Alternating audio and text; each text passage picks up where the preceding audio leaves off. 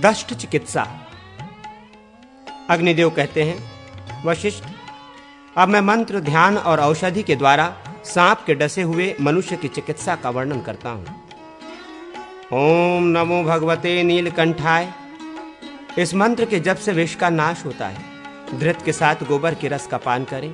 यह औषधि सांप के डसे हुए मनुष्य के जीवन की रक्षा करती है। विष दो प्रकार के कहे जाते हैं, जंघम विष जो सर्प और मूसक आदि प्राणियों में पाया जाता है, एवं दूसरा स्थावर विष जिसके अंतर्गत श्रृंगी, सिंगिया आदि विष भेद है। शांत स्वर से युक्त ब्रह्मा, शौ, लोहित, ही, तारक, ओम और शिव, होम, ये 4 अक्षरों का व्यति संबंधी नाम मंत्र है।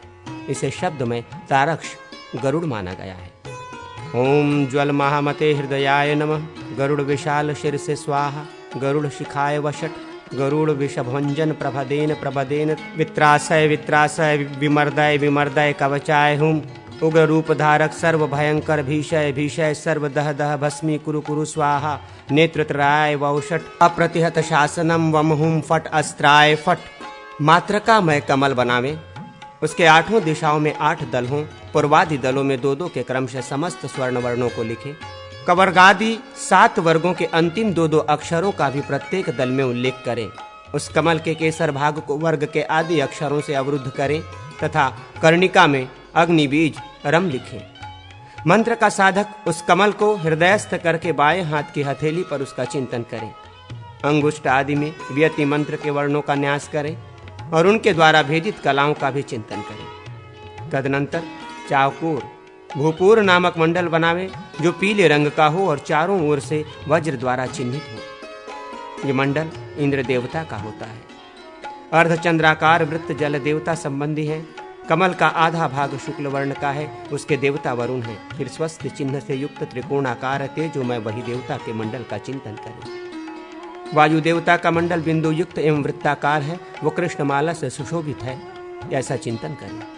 ये 4 भूत अंगुष्ठ, तर्जनी, मध्यमा और अनामिका इन 4 अंगुलियों के मध्य पर्वों में स्थित अपने निवास स्थानों में विराजमान है और सुवर्णमय नागवाहन से इनके वास स्थान आवेष्टित है। इस प्रकार चिंतन पूर्वक क्रमशः पृथ्वी आदि तत्वों का अंगुष्ठ आदि के मध्य पर्वों में न्यास करें। साथ ही व्यति मंत्र के 4 वर्णों को भी क्रमशः उन्हीं में विन्यस्त करें। इन वर्णों की कांति उनके सुंदर मंडलों के समान है। इस प्रकार न्यास करने के पश्चात रूप रहित शब्द तन्मात्रमय शिव देवता के आकाश तत्व का कनिष्ठा के मध्य पर्वों में चिंतन करके उसके भीतर वेद मंत्र के प्रथम अक्षर का न्यास करें। पूर्वोक्त नागों के नाम के आदि अक्षरों का उनके अपने मंडलों में न्यास करें। पृथ्वी आदि भूतों के आदि अक्षरों का अंगुष्ठ आदि अंगुलियों के अंतिम पर्वों पर न्यास करें तथा विद्वान पुरुष गंध तन्मात्रा आदि के गंधादि गुण संबंधी अक्षरों का 5 उंगलियों में न्यास करें। इस प्रकार न्यास ध्यान पूर्वक ताक्ष मंत्र से रोगी के हाथ का स्पर्श मात्र करके मंत्रज्ञ विद्वान उसके स्थावर जंगम दोनों प्रकार के विषों का नाश कर देता है। विद्वान पुरुष पृथ्वी मंडल आदि में विन्यस्त व्यति मंत्र के 4 वर्णों का अपने श्रेष्ठ 2 उंगलियों द्वारा शरीर के नाभि स्थानों और पर्वों में न्यास करें। तदनंतर गरुड़ के स्वरूप का इस प्रकार ध्यान करें। पक्षीराज गरुड़ दोनों घुटनों तक सुनहरी आभा से सुशोभित हैं। घुटनों से लेकर नाभि तक उनकी अंग कांति बर्फ के समान सफेद है। वहां से कंठ तक वे कुमकुम के समान अरुण प्रतीत होते हैं और कंठ से केश पर्यंत उनकी कांति असित श्याम है। वे समूचे ब्रह्मांड में व्याप्त हैं। उनका नाम चंद्र है और वे नागमय आभूषण से विभूषित हैं। उनकी नासिका का अग्रभाग नीले रंग का है और उनके पंख बड़े विशाल हैं। मंत्रज्ञ विद्वान अपने आप का भी गरुड़ के रूप में ही चिंतन करें। इस तरह गरुड़ स्वरूप मंत्र प्रयोक्ता पुरुष के वाक्य से मंत्र विष पर अपना प्रभाव डालता है। गरुड़ के हाथी की मुट्ठी रोगी के हाथ में स्थित हो और वो उसके अंगुष्ठ में स्थित विष का विनाश कर देती है। मंत्रज्ञ पुरुष अपने गरुड़ स्वरूप हाथ को ऊपर उठाकर उसकी 5 उंगलियों के चालन मात्र से विष से उत्पन्न होने वाले मद पर दृष्टि रखते हुए उस विष का स्तंभन आदि कर सकता है।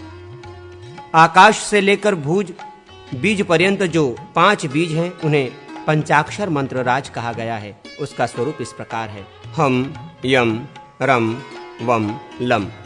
अत्यंत विष का स्तंभन करना हो तो इस मंत्र के उच्चारण मात्र से मंत्रज्ञ पुरुष विष को रोक देता है। ये व्यस्तत्व भूषण बीज मंत्र है, अर्थात इन बीजों को उलट फेर कर बोलना इस मंत्र के लिए भूषण रूप है। इसको अच्छी तरह साध लिया जाए और इसके आदि में संप्लवन, प्लावय, प्लावय ये वाक्य जोड़ दिया जाए तो मंत्र प्रयोक्ता पुरुष इसके प्रयोग से विष का संहार कर सकता है। इस मंत्र के भली भांति जब से अभिमंत्रित जल के द्वारा अभिषेक करने मात्र से ये मंत्र अपने प्रभाव द्वारा उस रोगी से डंडा उठवा सकता है, अथवा मंत्र जप पूर्वक की गई शंख भेरियादि की ध्वनि को सुनने मात्र से ये प्रयोग रोगी के विष को अवश्य ही दग्ध कर देता है। यदि भूबीज, लम तथा तेजो बीज रम को उलट कर रखा जाए, अर्थात हम, यम, लंग, वंग, रम इस प्रकार मंत्र का स्वरूप कर दिया जाए तो इसका प्रयोग भी उपर्युक्त फल का साधक होता है, अर्थात उससे भी विष का दहन हो जाता है। भूबीज और वायु बीज का व्यत्यय करने से जो मंत्र बनता है वो हम, लम, रम, वम, यम विष का संक्रामक होता है, अर्थात उसका अन्यत्र संक्रमण करा देता है। मंत्र प्रयोक्ता पुरुष रोगी के समीप बैठा हो या अपने घर में स्थित हो, यदि गरुड़ के स्वरूप का चिंतन तथा अपने आप में भी गरुड़ की भावना करके रम, वम इन दो ही बीजों का उच्चारण जप करे तो इस कर्म को सफल बना सकता है। गरुड़ और वरुण के मंदिर में स्थित होकर उक्त मंत्र का जप करने से मंत्रज्ञ पुरुष विष का नाश कर देता है। स्वधा और श्री के बीजों से युक्त करके यदि इस मंत्र को बोला जाए तो इसे जानुदंडी मंत्र कहते हैं। इसके जप पूर्वक स्नान और जलपान करने से साधक सब प्रकार के विष, ज्वर, रोग और अपमृत्यु पर विजय पा लेता है। पक्षी पक्षी महापक्षी महापक्षी वी स्वाहा, पक्षी पक्षी महापक्षी महापक्षी शी स्वाहा ये दो पक्षीराज गरुड़ के मंत्र हैं। इनके द्वारा अभिमंत्रण करने अर्थात इनके जप पूर्वक रोगी को झाड़ने से ये दोनों मंत्र विष के नाशक होते हैं। पक्षीराजाय विद्वये पक्षी देवाय धीमहि तन्नो गरुड़ प्रचोदयात् ये गरुड़ गायत्री मंत्र हैं। उपर्युक्त दोनों पक्षीराज मंत्रों को रम बीज से आवृत करके उनके पार्श्व भाग में भी रम बीज जोड़ दें। तदनंतर दंत, श्री, दंडी, काल और लांगली से उन्हें युक्त कर दें और आदि में पूर्वोक्त नीलकंठ मंत्र जोड़ दें। इस प्रकार बताए गए मंत्र का वक्षः स्थल, कंठ और शिखा में न्यास करें। उक्त दोनों मंत्रों का संस्कार करके उन्हें स्तंभ में अंकित करें। इसके पश्चात निम्नांकित रूप से न्यास करें। हर हर स्वाहा हृदयाय नमः, कपिर्दने स्वाहा शीर्षे स्वाहा, नीलकंठाय स्वाहा शिखाय वषट, कालकुट विष भक्षणाय हुम फट, कवचाय हुम इससे भुजाओं तथा कंठ का स्पर्श करें। कृतिवास से नेत्रत्राय वौषट नीलकंठाय स्वाहा अस्त्राय फट जिनके पूर्व आदि मुख क्रमशः श्वेत, पीत, अरुण और श्याम हैं, जो अपने चारों हाथों में क्रमशः अभय, वरद, धनुष तथा वासु की नाग को धारण करते हैं, जिनके गले में यज्ञोपवीत शोभा पाता है और पार्श्व भाग में गौरी देवी विराजमान है। वे भगवान रुद्र इस मंत्र के देवता हैं। दोनों पैर, दोनों घुटने, गुहा भाग, नाभि, हृदय, कंठ और मस्तक इन अंगों में मंत्र के अक्षरों का न्यास करके दोनों हाथों में अंगुष्ठ आदि उंगलियों में अर्थात तर्जनी से लेकर तर्जनी पर्यंत अंगुलियों में मंत्राक्षरों का न्यास करके संपूर्ण मंत्र का अंगुष्ठों में न्यास करें। इस प्रकार ध्यान और न्यास करके शीघ्र ही बंधी हुई शूल मुद्रा द्वारा विष का संहार करें। कनिष्ठा अंगुली ज्येष्ठा से बंध जाए और 3 अन्य उंगलियां फैल जाएं तो शूल मुद्रा होती है।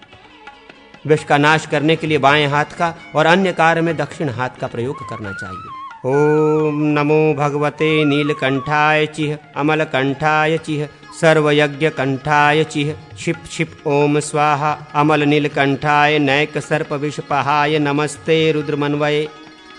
इस मंत्र को पढ़कर झाड़ने से विष नष्ट हो जाता है, इसमें संदेह नहीं है। रोगी के कान में जप करने से अथवा मंत्र पढ़ते हुए जूते से रोगी के पास की भूमि पीटने से विष उतर जाता है। रुद्र विधान करके उसके द्वारा नीलकंठ महेश्वर का यजन करें, इससे विष व्याधि का विनाश हो जाता है।